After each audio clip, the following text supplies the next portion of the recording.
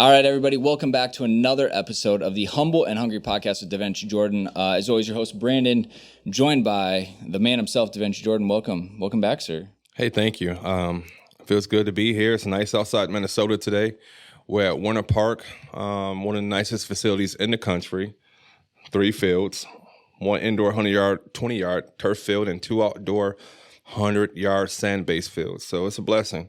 And, you know, good thing about today is, like, we got one of the top performance coaches that joined our team, KB here. We do. KB, Kevin Brown. Someone asked me about a Kevin. I said, I don't know Kevin. Turns out it was you. Affectionately known by athletes as KB. So, KB, we had to bring you in, 1, because we want to hear what you have to say in the performance world, but 2, you brought a friend. Yes. Yeah. Who did you bring on the podcast with you? We brought Kiondre Thomas on the podcast with us today. Known Con for a couple years now. Been through his process from when he entered the portal onto his Kansas State transfer move, and then helped him through combine prep, and now he's chasing his dream with the Cleveland Browns. Absolutely. So, Kiondre, we met you on the GameFace side rather recently this winter when you came and trained with us. So it's good to see that you're no longer here in Minnesota, that you're with an NFL franchise. How's it going for you in your first summer camp? Everything's been going good, you know. Just been doing a lot of grinding and a lot of learning, for real. Can't really ask better doing what I get to do, you know, doing what I love, for real. That's awesome. And just can confirm you're in Cleveland, right, with the Browns? Yeah. All right. Is that where you thought you'd end up, like 10 years ago? Or, I mean, is this kind of still surreal for you right now? Nah, it's still surreal for me. I feel like football has brought me to a lot of places that I never thought I'd live before in my life. But, you know, it's pretty cool, though. I never really just imagined what team I'd be on. I just figured I'd be on the NFL team, though. No preference for real. But I'm glad to be with the Browns, though. Eventually, that's something we hear so much of these athletes. Yeah. They visualize where they're going to be at the highest level. So I guess from your perspective, what you know from Con and kind of his journey, where do you want to start to hear from his journey? I want to know, like, take me back to Con. Where did you grow up? Like, where are you from? Tell me about, did you play any other sports? When did you start taking football serious? Did you always play D-back? Like, give me a little background. So I was born and raised in Fort Smith, Arkansas. You know, it's probably the second biggest city in Arkansas, but that's not really saying too much. It's not too big, not too small. And I grew up, I played football, basketball, and track. You know, I played football and basketball ever since I was like 7. You know, I started running track in like middle school. But I started taking football serious around when I was like a sophomore in high school. I like kind of just stopped doing everything else except for track and just pretty much put all my eggs in one basket, for real. Nice. Because I knew this was going to jump off. I mean, you kept telling me you're a good basketball player. Like, I really want to see it, though.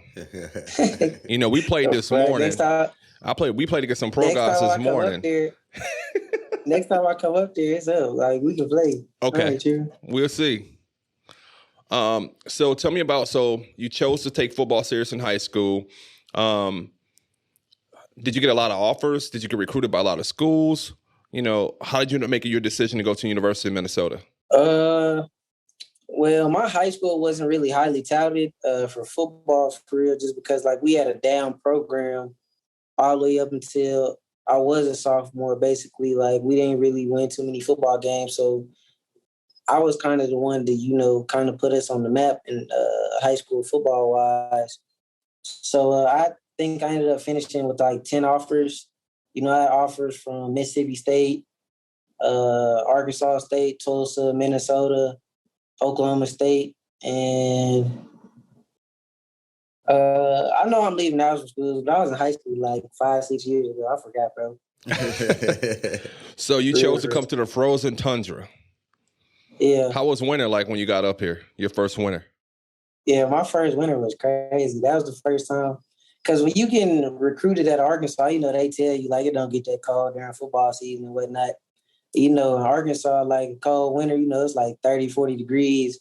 So, you know, as a teenager, I'm thinking it can't get too much colder than that. It'll probably be like 20s, 15s, you know what I'm saying? I got up there and started seeing -30 and 40, and I'm like, yeah, this is crazy. Yeah. Yeah, those are real numbers up here. A lot of times you only hear about said numbers, but it's pretty wild. I mean, KB, 3-sport athlete. I think we're all on the same page with us about cross training and having athletes play multiple sports because it just rounds out their athleticism. I mean, is that something that you're used to seeing these top athletes compete in multiple sports through high school? Yeah, especially even when I came out, I think 3-sport athletes is what colleges used to like to recruit, guys who can compete at all different levels and be an elite athlete at 3 different sports. Nice. So yeah, 3-sport athlete is who I look to as well. But a lot of athletes are definitely starting to just dial into one sport. Oh, that's great. Kiondre, from your perspective, I don't really know much about, the journey that you've been on. So I guess in your sense, like you said, you kind of quit everything else to focus on football as a sophomore. Is that when you knew that football was your goal? It was your main focus and dream in life, or did it come a little bit later? No, that's whenever I knew that was going to be my main focus. And I stopped playing other sports for real because, basketball really just because I wanted, at that time, I was like 140, 150 pounds soaking wet. So I just wanted to be able to get into the weight room and, basketball kind of would have hampered that. So I continue, running track just because that translates well with football, with speed and whatnot. And yeah, I really just wanted to focus on getting bigger because I was little. I was tiny. You was like me when I got to high school or was in high school. Yeah, man. I knew I couldn't be 150 pounds trying to play football. So let me ask you this question. Like, who did you look up to as an idol, when you're in high school? Who did you say, hey, I want to be just like this person? My favorite athletes growing up were Kobe Bryant and LaDainian Tomlinson. Nice. But there was just people I like to watch on TV. Growing up, where I'm from, it's kind of poverty stricken. Mm-hmm. So it really wasn't anybody that I know that was doing what I did. Like the last person we had go D1 from my high school was a dude named Cody Burns, and he played with Cam Newton and them on that Auburn team. But I was young back then. I was the only guy from my city that ever really did anything that I'm doing. So that brings up another. I kind of just made a way for myself. That brings up another question. KB was saying that you just got a key to the city. Tell me about it. Yeah, it was a surprise. I went back home to train and whatnot, to go visit some people. And so on draft day, me and one of my high school teammates that played at the University of Oklahoma, he had got drafted by the Pittsburgh Steelers. I had signed with the Browns.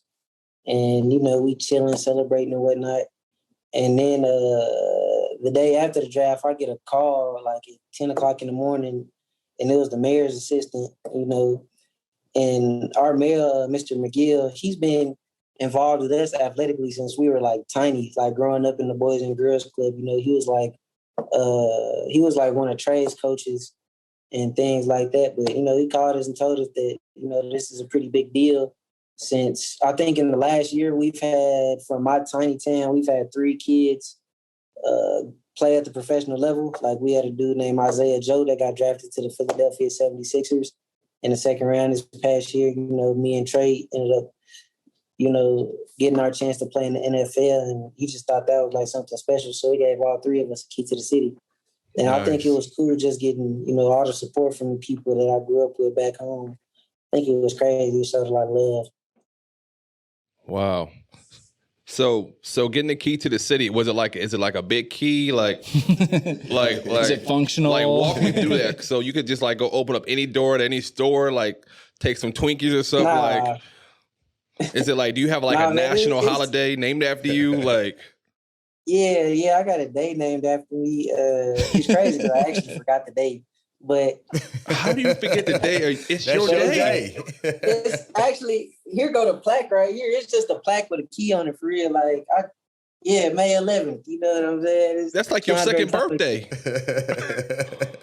So do you get to pick? Man, it's just a plaque. Do you get to pick what type of food people eat for the whole day or something I don't know. We're going to have to discuss that whenever I go back home. Yeah, everybody going to have to get I told everybody, I said whenever May 11th rolls around, we celebrate it like it's Christmas, though. So let's back up again. So you played at the University of Minnesota for a while. You decided to transfer, right? Yeah. What made you? What? How do I ask you this? What made you say, "Hey, you know what? I've done all I could do here." Was it? Did you just need a new beginning? Was it just time for a new chapter? Like, kind of walk me through that a little bit. I mean, I enjoyed my first 4 years at the University of Minnesota, but it was just some things I was going through mentally up there that I was just like, yeah, I need a change of scenery. And so, throughout the transfer process, I ended up picking K-State just because those coaches just seemed genuine. And, those are just the people I was most comfortable with. Mm-hmm. And they probably recruited me the hardest, them or West Virginia, while I was getting recruited. That's amazing, man. It's amazing that at your age that you can understand and realize that sometimes it's just time for change. You know what I mean? I'm 41 and I'm just now learning that, Yeah. And sometimes like you have to be in a place in your mind to show humility to say, you know what? I just need a new beginning. I need a new chapter. I can't worry about where I used to be. I need to focus on where I'm going. You know what I mean? I commend you for that. Yeah, it was hard leaving too, bro, because you make so many bonds up there. Like, you don't really want to leave, but I had to do what was best for me, for real. So now you go to K-State. You come up here. You do combine training with us. Walk us through now. Take us through you going to Cleveland. Walk us through that. So tell us about the night. You getting a call. You deciding to go there. Like, walk us through that process. You forgot? Well, I was back home in Arkansas, and I was just watching the draft with the homies for real. And my agent calling me throughout the time saying that this team wants you, that team wants you, or some teams is calling me saying, just talking and whatnot. And I actually thought I was going to get picked up by the Jaguars. They called me, my agent called me talking about they're going to draft you and whatnot. That ain't ended up happening. So, the Browns called me, and then, about 4 or 5 other teams called me after the draft. And, just talking to some people, they say that the Browns, they just, I don't know, they just treat their players well. So I ended up coming here, and, everything has been advertised. I feel like I came to a good spot. It was amazing because when you came in, KB was telling me about you. He's like, man, he's different. He's different. I remember the first day you came in, I was like, yeah, KB, he's different. He's different. I mean, just your body posture, the way you're built, the way you move. Like, I think you have a very special career in the NFL. I think you're going to really turn a lot of heads, It's definitely what I thought the first day I saw you, wasn't it, Con? Back in Egan, I said, boy, you keep grinding. Dreams going to happen that's for what you. I kind of like about the NFL, too, because, it's all on me. I feel like, it's all the work that I put in, and I'm willing to do it. I've been putting my head down working since I started this journey, you know what I'm saying? So work ain't that different me. Yeah. So KB, let's talk about Kiondre a little bit in that sense, right? Like, it's, obviously athletes have to be special to achieve at the highest level. I guess, what did you see in Kiondre that kind of stood him apart? Because, as athletes and coaches and scouts, whoever listening to this, right? Yep. Like, you need to be able to stand out as a player. What are some of the things that Kiondre did that separated him from the rest of the pack in your eyes? I'll say right away, just dedication and determination. Like, I felt like even though he was stopping one journey from being with Minnesota and then making this next move, like when he first came to me, he didn't know where he was going yet. He's like, I'm in the portal, but I need to keep working. So being removed from the team and seeking out help to be better as far as strength training, being better at movement, speed movement, I said, hey, this kid really wants it. He's making a decision to better himself going into the portal. And then, when he made it to Kansas State or decided to go to Kansas State, his grind even turned up that much more. He knew that, hey, I'm a new body at this program. I got to prove and show these guys that I belong here. And everything he's done is just that. He knew it was going to be a challenge, but he took that challenge on and said, hey, I'm going to grind and do what I can do on my side and let the chips fall where they may once I get there. And So true testament to his dedication. Like he wants to be great. Yeah, absolutely. So hard, big work ethic, mentally mentally tough determination. But this kid can move. Exactly. Right? Yeah. When I first saw Kiondre run in the field house, I think there was blur behind him. I mean, is it just that simple that he is unbelievably fast? Yes. He's very athletic. And once again, that's one of the things I saw right away. And when I told him, hey, you're going to have a big future, you take care of business in your year. Mm-hmm. But Con, he was fast, but I knew we had to correct some things speed mechanic wise and say, hey, if we straighten you up, bro, you're gonna be really a blazer and be able to move. And then Con was a little tight too in the hips. So like just opening them up, hips, understanding how to transition from breaks and turning those hips. But everything that was a weakness is definitely a strength at this point. Nice. So Kiondre, from your perspective, coming up training with KB and, he joined GameFace and Lifetime up here as well. How was it working on those details with these guys heading into which, essentially the biggest day of your life? We all watched the live stream of you at K-State doing your pro day and everything like that. I guess, talk to me, how was it working with KB and DeVentri's team here at GameFace? It was cool, you know what I'm saying? I knew I was going to get some good work in. I've been knowing KB for a couple of years now.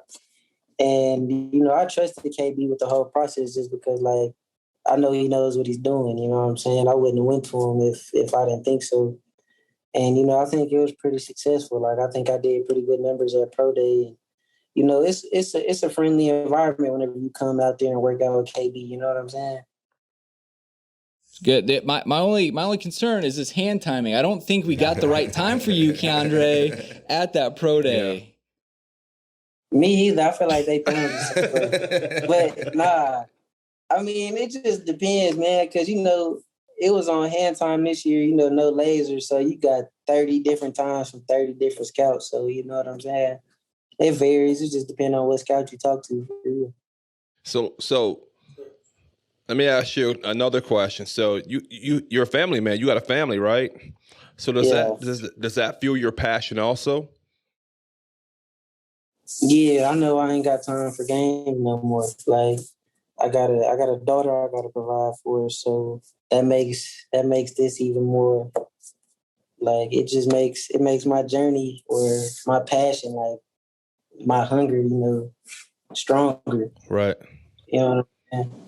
I know I can't play around with it. I love it. So let me ask you another question. So what advice would you give somebody, right? Somebody that's going to hear this podcast, they're sitting at home, they're questioning their ability to make it, right? They're questioning their ability that if they could keep going. They're questioning their ability if they're even good enough, right? What would you say to them? I mean, I've been through the same thing sometimes, you know what I'm saying? But I just know if you keep putting the work in, everything will, work itself out. The cream always rises to the top. But yeah, man, just stay determined and stay hungry and remember to refocus your focus. Like, a lot of times I think people lose focus of their goals that they set out for themselves from the beginning. And, that's some things that I struggle with. But sometimes you just got to lock back in and remember what you're doing it for. Nice. KB, coming back to you on this one as well. Kind of want to hear a little bit from your perspective. Obviously, Kiondre has some great things to say about you guys. How do you prepare for an athlete that you're not just working on the basics with someone at this level? Like, how do you prepare to take someone from great to elite?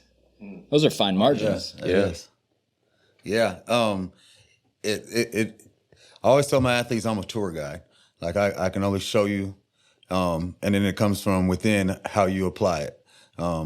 So for me, when I go into it, I got to understand the athlete for one. Does he respond to me yelling?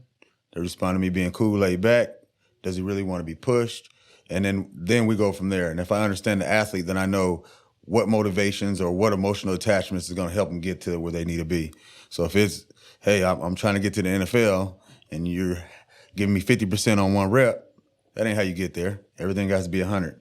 So for me, is how do I relate to athletes, and then from there, how do I motivate? Mm-hmm. And if we can motivate and get the athlete to believe in the same process like Kiondre has over the past few years, great things can happen. I feel like Kiondre is the chill, laid back guy. Definitely. I can't wait to see him hoop. Yeah, when I first met Con, he definitely was. He still was quiet. Yeah, yes, sir. Didn't say much. Then over time, he started opening up, and I'm like, yeah, you do got a little more character to you. But yeah, he definitely the more chill, quiet, laid back dude. But he gonna work. He gonna grind. I don't know if that's how you are on the field, though. I know you ain't just being quiet when you line up on them receivers. Yeah, man, like it just depends on how comfortable I get around people. You know, I do more listening than I do talking for real. Have you had a lot of challenges out there yet? Is the game moving a lot faster for you? It's a transition to the NFL versus college. Does the game move a lot faster? I wouldn't say the actual game moves faster. It's just between the whistle, like pre-snap. I feel like no college team is ever, because it's slowed down. It's not like college where it's all like fast tempo, like no huddle and things like that. People are huddling up. It's like a chess game, and then it's just like pre-snap, like all the shifts and motions that happens way faster, like than in college. Like and then as a rookie, you learning a new defense for the first time. So you trying to get all the motions and checks down and things like that. And then, while you're trying to process everything, the ball snaps. So, like, basically, you got to be able to come in there and learn and not make the same mistake twice, basically. So just being able to process everything faster is kind of a challenge. And then, like, the quarterbacks are better. Yeah. I'd hope so. I just love this, Con, that like we're talking about the challenges, and do you see his facial reactions? Yeah, he just chill. He's smiling. He's relishing this. He's like ready for the next challenge. I think that's something so great to see. The thing that you see in a lot of these athletes, I think as we keep going, they're so used to dealing with adversity. And I think a lot of people don't understand that adversity could be one of two things. It could be fuel to where you need to go, or it could be a setback for where you can't get to. And I think that, Kiondre is a perfect person that says, listen, I'm not going to let anything get in my way for where I need to get to, right? I'm going to use it as a motivator, as even more of a reason to get to where I need to go. I think, sports can do that for us, right? Sports can be something where it helps fuels a passion for us to accomplish many things in our lives, to take care of our family, right? To be a leader in our neighborhood, to get the key to the city. Like, you could do so many different things through sports. Yeah. No, that's great. So I think, kind of, looking to kind of give back, we always want to talk about sports performance in your career, because obviously that's kind of the genre, the niche that we're talking about here. Kiondre, is when did you, or I guess when did you start doing sports performance training in the sense of speed and agility, movement, strength? Were you lucky enough to have that in high school, or did that not come till you got to the University of Minnesota?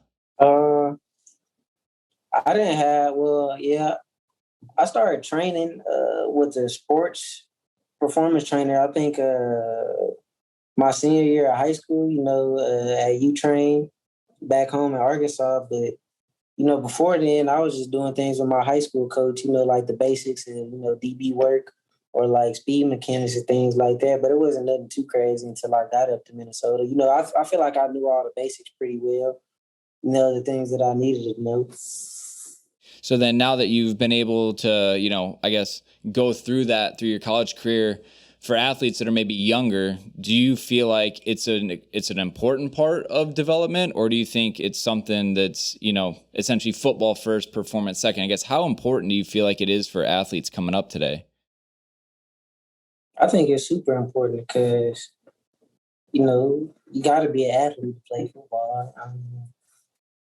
I think I gotten better just because, whenever you play football, you can't have any wasted movement. So whenever you're out there, you need to do whatever you can to every step is like an important step and things like that. It doesn't hurt to train to get faster and more explosive and things like that because you need that. So, if I could start over, I would have did it at an earlier age. You know what I'm saying? So then, KB, kicking to you again. So the role of sports performance, even with an athlete getting late in life, but it's like it sounds like this is a common theme we're hearing. Is like, and I love how Kiondre said it, is like everyone needs to be an athlete. Doesn't really matter what sport you are, you got to be explosive and dynamic. And he's obviously evidence that the training works. We should put like his highlight tape out with this, like along with the That boy, Instagram. he can All the move. movements, He and can move. everything. Yeah. All right. We got you. What are one of the things that maybe you slept on and didn't think it was that important, or maybe you learned later, like in college or, once you got to Cleveland here, that you think is super important to being a professional athlete, or like the journey that you think all younger athletes should be doing? Is there one thing that you're like, that you've added to your daily routine that you find is super important that you also wish you would have done earlier? Taking care of my body. So most definitely, because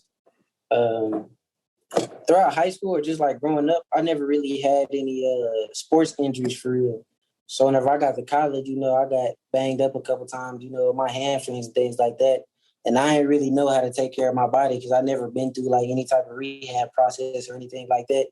So, now I'm in the training room getting my body worked on, and I'm not even hurting for me. It's just like body maintenance, like preventing anything from happening, controlling the controllables, making sure my body's in tip-top condition to go out there and perform every day. Something that we hear a lot about from you, DeVentri. Obviously, you guys talking about the prehab in our training sessions, the recovery afterwards. I mean, this is now the second professional athlete that has said body maintenance is the number one thing that I've added to my routine that I wish all young athletes would learn about. And I think that's going to be a separator for us here at GameFace, is that, meeting athletes where they're at, but having all the tools to help these athletes become even more elite. Recovery days, the Normatex, the guns, cold tubs, everything underneath one roof where they just have to show up. All you have to do is show up and we take care of everything else. So is that why we have a bunch of track hurdles in the field house, KB? Yep. Hip mobility. Con knows. We've been working on them hips for a long time, and they fluid now. Yeah, I done got my hip right now. Yeah.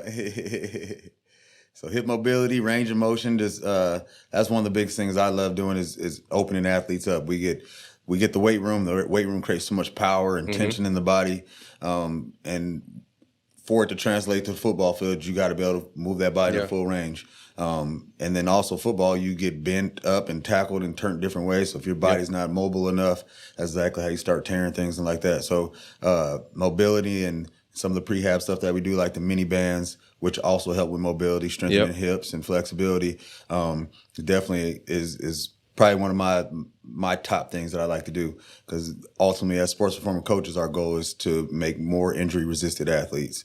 And these are the techniques and drills that we do to make that happen. And I'm going to chime in on that too a little bit too. And that's why we pride ourselves here, is that KB had a really good point. These guys generate so much power into the weight room that I think we're really good at teaching these guys how to translate that power on the field. Working on drive phase, stride length. And you see guys like Kiondre and his breaks, right? These guys are good with breaking them down, starting back over again, saying, hey, let's get the little details right. We know you can move, but let me show you how to move more efficient. These guys do a wonderful job at that. No.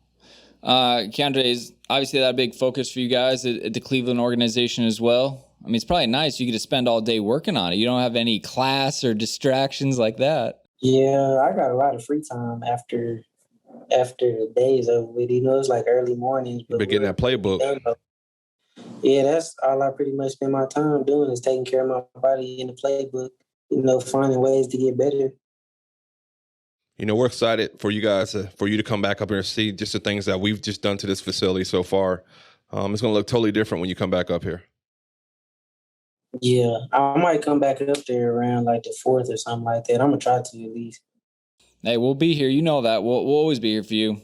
Is there one specific thing when it comes to body maintenance that you do that we can just really hone in on? Would it be maybe foam rolling, a hypervolt, percussion gun, Normatex sleeves?